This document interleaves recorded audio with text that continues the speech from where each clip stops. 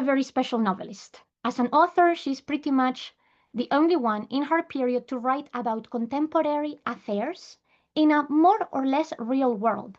I say that because a lot of the time she names, well, in fact, you can see here in this map, all the places that she directly names in her novels with clear signals and descriptions. Some other places that she names in her novels, although they may not be exact real places, they are based in specific locations within England. It is a more or less real world in that regards, even though if there may be a slight imagination, they're always based in reality, which is very rare. Jane has an incredible talent for direct observation, a very unique perspective, a very clear, early feminist perspective, which is not common at this moment in time, because remember, we are talking of the late 18th century to the first couple of decades of the 19th century. Women at this moment in time don't even have the right to vote. So, everything that she talks about in her novels contains many social issues, many criticisms, but something that we do notice, and perhaps the reason why it's taken a long time to receive that recognition that she ought to, is the fact that she's always a little bit wary about the way that she addresses them.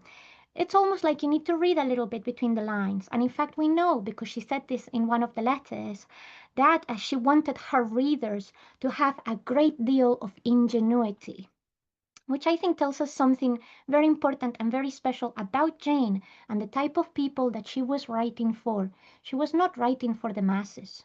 That's what you would be sold. She was not writing for the masses. She was writing for people who could actually level with her.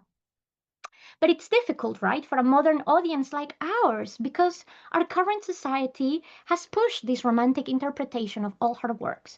And part of that has to do with the many reinterpretations and the popularity that she has after life, but also because, well, many of the ideas that Jane had at the time were scary and exciting at the same time, or very complicated, and therefore she had to be always, on the edge.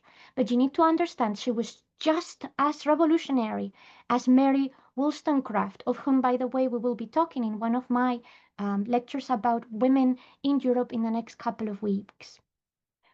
She genuinely believed that novels were art, not trash literature, which is what was believed to be by most high society in Europe and in England at the time. And she thought that she could really contribute with something beautiful and something wonderful.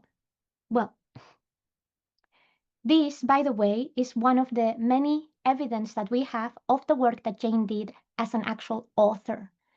An author that is a genius and she just writes for fun and everything comes easy to, like what Henry tries to make us believe she is, doesn't do this. Doesn't literally pick a quarter of a page and start scratching around.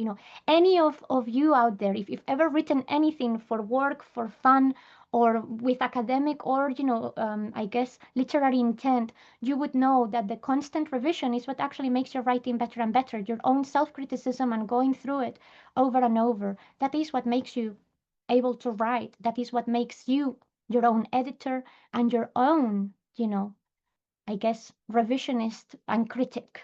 And Jane was definitely all of those things. This is not the work of a woman who just wrote for fun. It's the work of a woman who wrote with a purpose and a woman that saw herself as an author.